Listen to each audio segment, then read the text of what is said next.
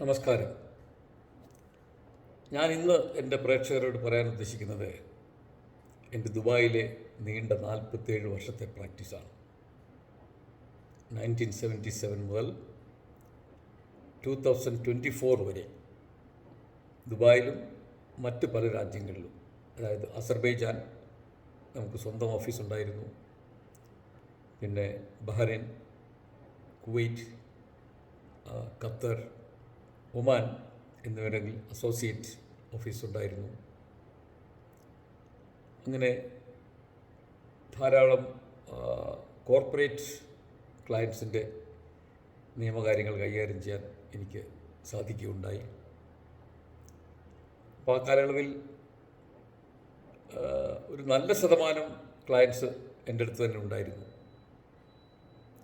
ഇത് ഞാനീ പറയാൻ പോകുന്ന കാര്യങ്ങളൊക്കെ 1980-85 പീരീഡ്സിലുള്ള കാര്യങ്ങളാണെന്ന് പ്രത്യേകം ശ്രദ്ധിക്കണം. അത് കഴിഞ്ഞൊക്കെ ധാരാളം കേസുകളും ക്ലയൻസും നമുക്കുണ്ടായി.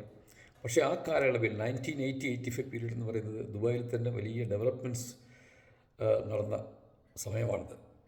അപ്പോൾ അതുപോലെ ബിസിനസ് എസ്റ്റാബ്ലിഷ്മെൻറ്റും അവിടെ ഉണ്ടാകുമെന്ന് വെച്ചുകൊള്ളുക.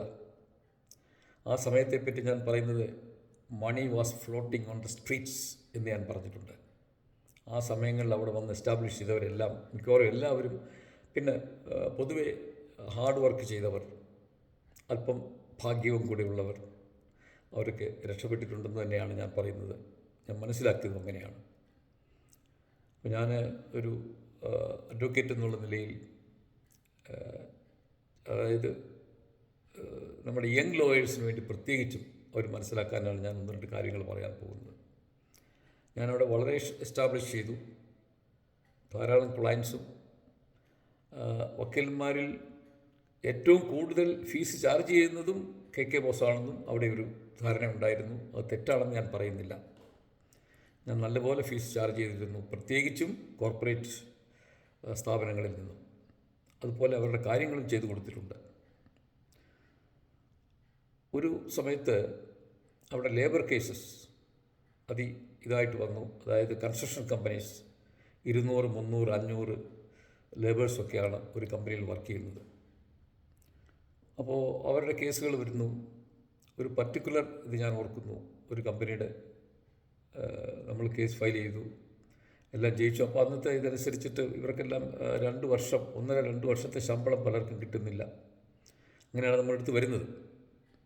വന്ന് നമ്മൾ കേസ് ഫയൽ ചെയ്യുന്നു. അപ്പോൾ അവരുടെ ശമ്പളം മാത്രമല്ല, ലീവ്, സാലറി, ഗ്രാറ്റുവിറ്റി, ഇതെല്ലാം നിയമം അനുസരിച്ചുള്ള എല്ലാം കാൽക്കുലേറ്റ് ചെയ്ത് നമ്മൾ കോടതിയിൽ കൊടുക്കുകയാണ്. അന്ന് വേറൊരു സിസ്റ്റം കൂടെ ഉണ്ടായിരുന്നു. അവിടെ ഗ്രൂപ്പ് കേസ് നമുക്ക് ഫയൽ ചെയ്യാമായിരുന്നു. ഇപ്പോൾ അത് പറ്റത്തില്ല. പിന്നെ അതെല്ലാം ഇൻഡിവിജ്വൽ കേസസ് ആക്കി. നമുക്ക് ജഡ്ജ്മെൻറ്റ് കിട്ടുന്നു, ജഡ്ജ്മെൻറ്റ് എക്സിക്യൂട്ട് ചെയ്യാനൊക്കെ സമയമെടുക്കുന്നു. ഈ സമയം കൊണ്ട് എന്ത് പറ്റുന്നു, ഇവരിൽ പലരും UAE വിട്ട് നാട്ടിൽ തിരിച്ചു പോകുന്നു. ഇത് കൂടുതൽ നമ്മുടെ ക്ലയൻസ് കൂടുതലും ഇന്ത്യക്കാർ തന്നെയാണ്. ആ സമയത്ത് ഇന്ത്യയിലുള്ള പല ഡിസ്ട്രിക്ട്സിൽ നിന്നും പല സ്റ്റേറ്റ്സിൽ നിന്നുമുള്ള ലേബറേഴ്സും ഉണ്ട്. അവരുടെ കേസുകൾ നമ്മൾ കൈകാര്യം ചെയ്തിട്ടുണ്ട്.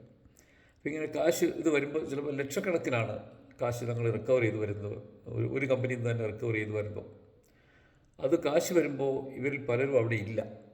അവരെല്ലാവരും വിസ ക്യാൻസൽ ചെയ്ത് നാട്ടിൽ പോയിട്ടുണ്ട്.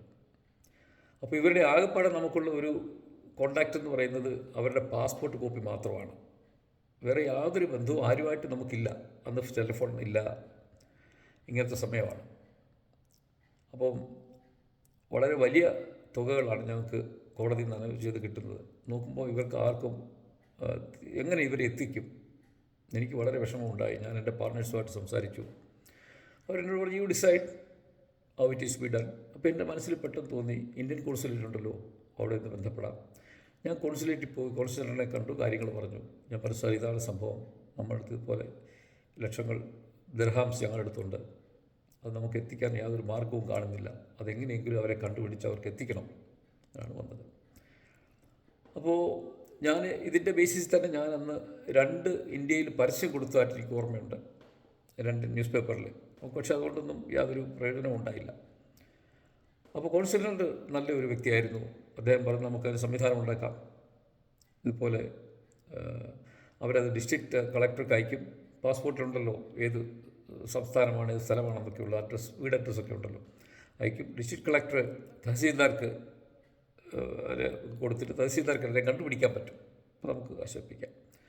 ഞാൻ തിരിച്ച് ഓഫീസിൽ വന്ന് ഞങ്ങളെല്ലാം കളക്ട് ചെയ്ത് ഇവരുടെ പേരും പാസ്പോർട്ടും എല്ലാം കളക്ട് ചെയ്ത് നമ്മൾ ഡ്രാഫ്റ്റ് എടുത്ത് കോൺസുലറിൻ്റെ പേരിൽ ഡ്രാഫ്റ്റ് എടുത്ത് കൊടുക്കുകയാണ്. ഞാൻ അവിടെ കൊണ്ട് ഞാൻ സ്വന്തമായിട്ടും അവിടെ പോയി കൊടുക്കുകയായിരുന്നു. കൊടുത്തിട്ട് ഞാൻ അദ്ദേഹത്തോട് വീണ്ടും ഒരു സാർ, ഇത് എൻ്റെ ഒരു ആഗ്രഹമാണ്, ഇത് അവർക്ക് കിട്ടണം, ഇതെല്ലാം സാധുക്കളാണ്, അതുകൊണ്ട് ഈ കാശ് അവർക്ക് എങ്ങനെയെങ്കിലും കിട്ടണം, ഇതിൽ മടി കാണിക്കരുത്. അദ്ദേഹം എനിക്ക് വാക്ക് തന്നു, sir we will do it, you don't worry. നല്ലൊരു വ്യക്തിത്വമായിരുന്നു അത്. അങ്ങനെ അപ്പോൾ പിന്നെ എന്നെ സംബന്ധിച്ച് നമ്മുടെ ഒരു വലിയൊരു ഭാരമാണ് തലയിൽ നിന്ന് ഒഴിഞ്ഞത്. എന്നാൽ ഇത് കോൺസുലേറ്റിൽ വളരെ ചർച്ചയായി ഈ കാര്യം. അവർ പറഞ്ഞു, കൊള്ളാമല്ലോ കെ ബോസ്, ഇതുപോലെ അത് മറ്റൊന്നും തരികിടെ ഒന്നും കാണിക്കാതെ കാശ് അവിടെ കൊണ്ട് കൊടുത്തല്ലോ, നമുക്ക് വേണമെങ്കിൽ എടുക്കാമായിരുന്നു, പലരും അങ്ങനെ ചെയ്യുന്നുണ്ടെന്ന് കേട്ടിട്ടുണ്ട്. അപ്പോൾ പലപ്പോഴും ഇന്ത്യ എന്നൊക്കെ പുതിയ പുതിയ ഈ ബിസിനസ്സുകാർ വരുമ്പോൾ അവർ കോൺസുലേറ്റിലാണ് ചോദിക്കുക, അവർക്കൊരു ലോയർ വേണം, തീർച്ചയായിട്ടും പുതിയത് വരുമ്പോൾ അപ്പോൾ അവർ ആദ്യം എൻ്റെ പേരാണ് പറയുക എന്ന്. അങ്ങനെ തന്നെ എനിക്ക് ധാരാളം ക്ലയൻസിനെ കിട്ടിയിട്ടുണ്ട്. കോർപ്പറേറ്റ് ക്ലയൻസ്, വലിയ വലിയ കമ്പനികൾ എൻ്റെ ക്ലയൻസ് ആയിട്ടുണ്ട്, ബാങ്കുകളും ഒക്കെ എൻ്റെ ക്ലയൻസ് ആയിട്ടുണ്ട്. അതുപോലെ തന്നെ മറ്റൊരു സംഭവം, 2 കേസ്, ഒന്ന് ഒരു ലേബർ കേസ്, ഒന്ന് ഒരു ആക്സിഡൻറ്റ് കേസ്. ഇവരുടെ പേര് ഒരാൾ ദിവാകരൻ, ഒരാൾ പ്രഭാകരൻ. അപ്പോൾ കേസ് കോടതിയിൽ വരുന്നു. അപ്പോൾ ധാരാളം കേസുകളിൽ 2 കേസാണ്, നമുക്ക് അത്രേ ഉള്ളൂ. ഞങ്ങൾക്കന്ന് അന്ന് കേസെന്ന് പറഞ്ഞാൽ നമുക്ക് 100 കണക്കിന് കേസുകളാണുള്ളത്, 1, 2, 10 ഒന്നുമല്ല. അതുപോലെ ധാരാളം കേസുകൾ ദിവസവും കൊണ്ട് കോടതിയിൽ ഞങ്ങൾ നടത്തിക്കൊണ്ടിരിക്കുകയാണ്. ഇത് ഒരു ദിവസം ഒരു ഹിയറിങ് വരുന്നു, പാർട്ടി വന്നിട്ട് ഒരു 50,000 ദിർഹംസ് ഓഫർ ചെയ്യുന്നു. ഈ ഓഫർ ചെയ്തത് ആക്സിഡൻറ്റ് ക്ലെയിമിലാണ് 50,000 ദിർഹംസ്. ഞാൻ കക്ഷിയെ വിളിക്കുന്നു, ആക്സിഡൻറ്റിൻ്റെ ഇത് പ്രഭാകരനാണെന്നുള്ള ഇതിലാണ് വിളിക്കുന്നത്, പക്ഷെങ്കിൽ ആൻസർ ചെയ്യുന്നത് ദിവാകരനാണ്. അന്ന് ടെലിഫോൺ എന്ന് പറയുന്നത് തന്നെ സംവിധാനം എന്ന് പറഞ്ഞാൽ വളരെ പൂർ ഇതാണ്. അതായത് റോഡ് സൈഡിലൊക്കെ വലിയ ബോക്സ് മാതിരിയുള്ള ടെലിഫോൺ വെച്ചിട്ട്, ടെലിഫോൺ കമ്പനിയുടെ ടെലിഫോൺ വെച്ചിട്ട് അതിൽ നിന്ന് ബൂത്ത് എന്ന് പറയും, ടെലിഫോൺ ബൂത്ത്, അതിൽ കയറി എന്നാണ് വിളിക്കുന്നത്. അപ്പോൾ വലിയ സൗണ്ട്, ശബ്ദ കോലാഹലമൊക്കെ ഉണ്ട്, കാറും ബസ്സുകളും ചീറിപ്പായുന്ന ശബ്ദമൊക്കെ ഉണ്ട്. അതിനിടയിൽ നിന്നാണ് ഇവർ ഹലോ ഹലോ എന്ന് പറഞ്ഞിട്ടാണ് നമ്മൾ ഓഫീസിൽ ഫോൺ എടുക്കുക കിട്ടുന്നത്. അത്രയും ക്ലിയർ ആവത്തുള്ളൂ എന്നാണ് ഞാൻ പറഞ്ഞു വരുന്നത്. അപ്പോൾ ഇദ്ദേഹത്തോടെ ഞാൻ പറഞ്ഞു, ഇതുപോലെ 50,000 ദിർഹംസ് ഓഫർ ചെയ്തിട്ടുണ്ട്, സാർ അത് സമ്മതിച്ചോളൂ, അക്സെപ്റ്റ് ചെയ്തോളൂ, ജസ്റ്റ് ഫൈൻ. നമ്മൾ ഈ കണ്ടീഷനിൽ കോടതിയിൽ പോയി നെക്സ്റ്റ് ഡേ ഇത് സബ്മിറ്റ് ചെയ്തു, സെറ്റിൽമെൻറ്റ് എഗ്രിമെൻറ്റ് സൈൻ ചെയ്തു, കോടതി ജഡ്ജ്മെൻറ്റ് പാസ്സാക്കി. മറ്റൊരു ചെക്കും തന്നു, ഞങ്ങളുടെ ലോ ഫേമിൻ്റെ പേരിലാണ് ചെക്ക് തരിക. ചെക്കും തന്നു. ഞാൻ ഇവിടെ വന്നു, ഞാൻ ക്ലയൻസിനെ വിളിച്ചു, ഇതുപോലെ ക്ലയൻറ്റിനെ വിളിച്ച് പറഞ്ഞു, ഞാൻ ധരിക്കുന്നത് ഇത് ലേബർ കേസാണെന്നുള്ളതാണ്, ഈ ദിവാകരൻ ആണ് എന്നെ വിളിച്ചത് എന്നാണ് എൻ്റെ ധാരണ. അപ്പം ഞാൻ ദിവാകരനെ വിളിക്കുന്നു, ഞാൻ ദിവാകരനോട് പറഞ്ഞു, കേസ് നമ്മൾ സെറ്റിലാക്കി, 50,000 ദിർഹംസ് എപ്പോഴാണെന്ന് വന്നാൽ ചെക്ക് മേടിച്ചോളൂ. പുള്ളി പറഞ്ഞു, 50,000 സാർ, എനിക്കതല്ലല്ലോ കിട്ടേണ്ടത്, എനിക്ക് 100,000 ദിർഹംസ് എങ്കിലും എനിക്ക് മിനിമം കിട്ടാനുണ്ട്. ഞാൻ പറഞ്ഞു, ശരിയാണല്ലോ, അങ്ങനെ 100,000 കിട്ടാനുണ്ട്, എനിക്കറിയാം, ഞാനല്ലേ ഇതിൽ കേസിൽ പ്രൂവ് ചെയ്തത്, പക്ഷേ ഇന്നലെ പറഞ്ഞല്ലോ 50,000 സെറ്റിൽ ചെയ്തോളാൻ. ഞാൻ പറഞ്ഞിട്ടില്ല. ഉടനെയാണ് എനിക്ക് ഇവിടെ ബുദ്ധി വീഴുന്നത്. എനിക്ക് മനസ്സിലായി ഇത് പറഞ്ഞത് വേറെ ആളാണ്, എനിക്ക് തെറ്റിപ്പോയി. ഞാൻ അതിൻ്റെ പാർട്ട്നേഴ്സുമായിട്ട് സംസാരിച്ചു. ഞാൻ പറഞ്ഞു, തെറ്റെൻ്റെ ഭാഗത്താണ്, ഞാൻ തെറ്റ് കേട്ടതാണ്. അതുപോലെ വലിയ ശബ്ദ കോലാഹലങ്ങൾക്കിടയിൽ വിളിക്കുകയാണെങ്കിൽ എനിക്ക് ആൾ മാറിപ്പോയി. പക്ഷേ അദ്ദേഹത്തിന് കിട്ടാനുള്ള കാശ് കിട്ടണം, നമുക്ക് കൊടുക്കണം അത്. അപ്പോൾ അവർ പറഞ്ഞു, സാരമില്ല, അബദ്ധം ആർക്കും പറ്റാം, നമുക്കെല്ലാം കൂടെ ഷെയർ ചെയ്ത് കൊടുക്കാമെന്ന് പറഞ്ഞു. ഞാൻ പറഞ്ഞു, എന്തിനാണ് നിങ്ങളൊക്കെ ഷെയർ ചെയ്യുന്നത്? എൻ്റെ അല്ലേ, ഞാനല്ലേ ഇവിടെ കുറ്റം ചെയ്തത്, തെറ്റ് അബദ്ധം തെറ്റായ പോലും അത് ഞാനല്ലേ, അത് ഞാൻ തന്നെ കൊടുക്കാം. ഞാൻ തന്നെ ആ 50,000 അദ്ദേഹത്തിന് കൊടുത്തു. അദ്ദേഹത്തിൻ്റെ ഈ ഇത് മൈനസ് വന്നത് ഞാൻ കൊടുത്തു. ഇതങ്ങ് പാട്ടായി അവിടെ.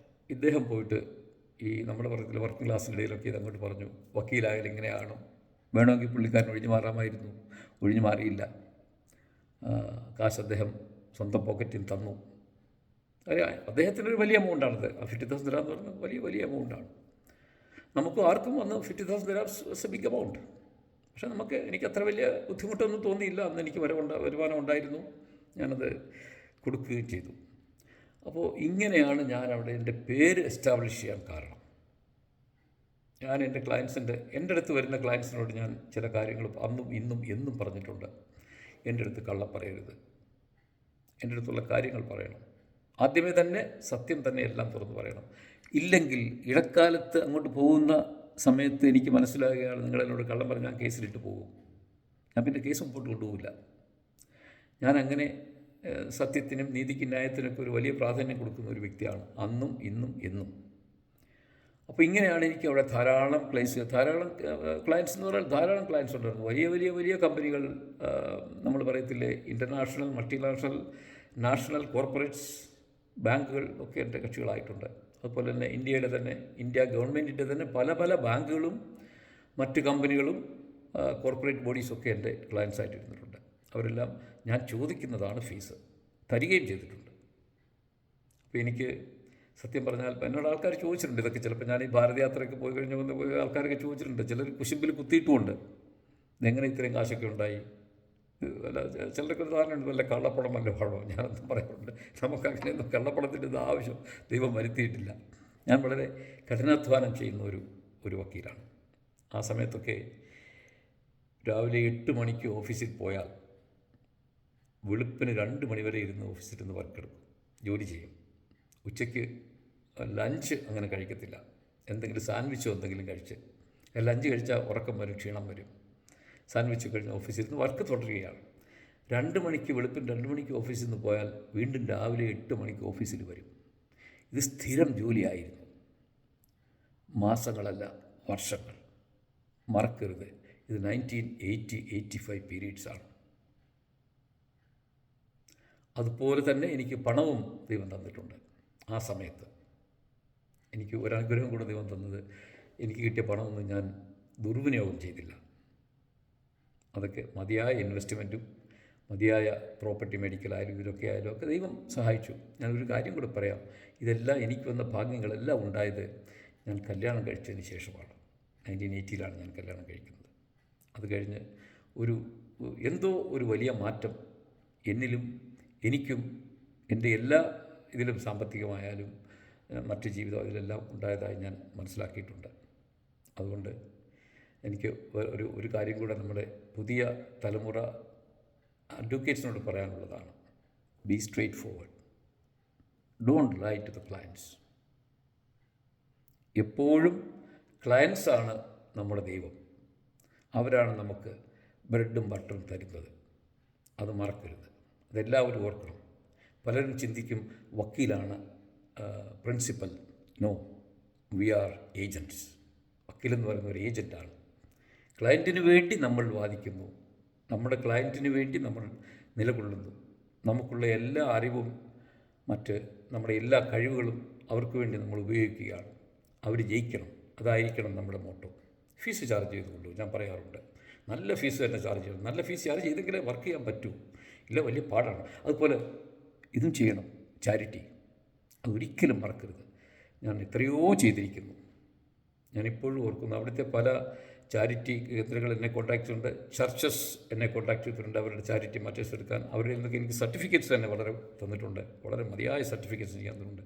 അതൊക്കെ ചാരിറ്റിയാണ്. അത് നമ്മൾ അതിന് കാശിനൊന്നും അല്ല ചെയ്യുന്നത്. പക്ഷേ നമുക്ക് വേറൊരു സ്ഥലത്ത് നമുക്ക് ദൈവം തരുന്നുണ്ടല്ലോ, നമുക്ക് എന്തുകൊണ്ട് അത് ചെയ്തുകൂടാ? അതും നമ്മുടെ ഒരു ഭാഗമായിരിക്കണമെന്നാണ് എൻ്റെ പ്രാർത്ഥന. എല്ലാവർക്കും നല്ലത് വരട്ടെ.